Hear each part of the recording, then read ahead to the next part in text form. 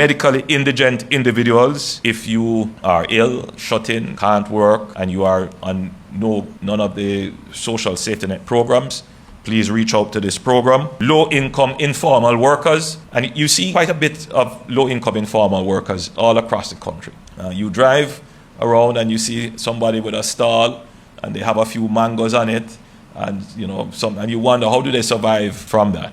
So if you are in that category, reach out to the Solidarity Program. And persons without a birth certificate, the birth certificate and the NIDS, the national identification, these are going to be the foundation documents for identity in Jamaica. If you now don't have, reach out to us. We'll put you on this program and put you in the system for proper identification. And micro businesses affected by disaster in the past year. And this is really set up to do the kind of mopping up exercise post-burial. If we did not get to those persons who were affected by burial, this is the program under which you should apply. So you could see then that significant thought has been put into this program. There are those who are thinking, hey, this is an election program. This program was announced in November, but it was thought about at the same time when we did the reverse tax credit and funded. So this is not a promise. This is funded. This is in the budget.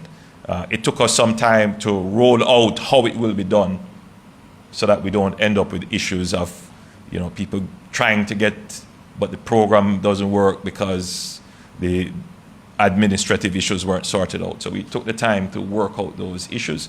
So once the minister declares the program as live, then everyone should be able to participate in it.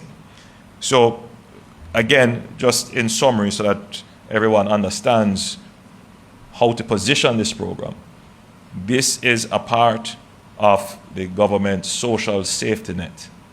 It is designed particularly to treat with those persons who are not yet registered in one way, shape, or form, or are beneficiaries of the existing social safety net programs. And the social safety net programs are extensive, whether it is PATH, whether it is the social housing, whether it is the tourism pension, whether it is the soon-to-be rolled out employment insurance, whether it is all the programs that we have under PATH, whether it is what we do through the HEART NSTA, the Jamaica National Service Corps. All kinds of programs are there to give support to the Jamaican citizen at the different stages of their life cycle. But if you are not a part of any of them, then we are very concerned that there could be growing alienation in the society, that there could be this pervading and pervasive view that nothing go on, which leads to a negative outlook on life, which is self-fulfilling. If you believe nothing go on, nothing will go on for you.